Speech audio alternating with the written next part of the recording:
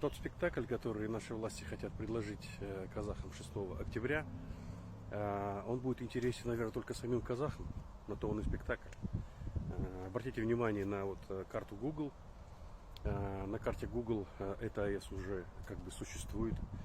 Обратите внимание на зачищенную территорию, подготовленную территорию для строительства объектов АЭС. И самое главное, посмотрите внимательно, что отделен водоем.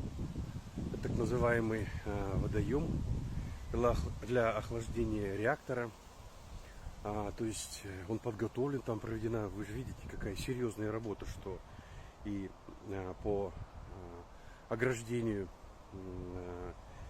водного объекта и непосредственно сама территория четко подготовлена, зачищена, там уже расположены какие-то сооружения. То есть то, что они подготовили этот водоем, так называемый пруд, как его называют профессионалы, я точно уже не помню. Русские готовят таким образом всегда. То есть обратите внимание, любой АЭС, который строят они вблизи водоема, обязательно ограждается, выделяется отдельный пруд или водоем. Вы, наверное, думаете, что 6 октября придут казахи, отменят строительство.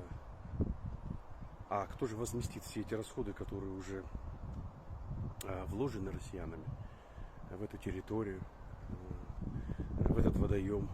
А может быть и не россияне, может быть это наша казахская сторона готовит, я не знаю. Но самое главное, что вы же видите, огромные средства на это потрачены, возмещать некому. Я не уверен, нет, точнее, даже я уверен в том, что им абсолютно неинтересно, что сейчас творится в обществе, как люди ломают копья, строить или не строить.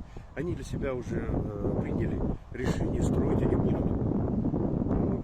Референдум — это, как я говорил ранее, это спектакль, который был поставлен для вас, и вы в этом спектакле будете главными действующими лицами. Поэтому я призываю вас не участвовать в этом спектакле, поставленном Аккордой. 70% они уже определили эту цифру. Им нужна только явка, для того, чтобы была картинка, что люди приходили, что люди голосовали.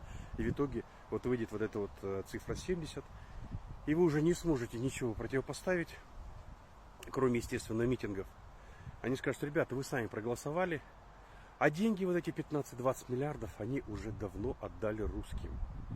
И этими деньгами сейчас русские закрывают свои дыры в экономике и воюют против Украины. Поэтому я призываю казахов не ходить на референдум, не облегчайте им задачу по строительству АЭС. Вы же прекрасно понимаете, что и Россия, и наша власть заодно, а это наши враги.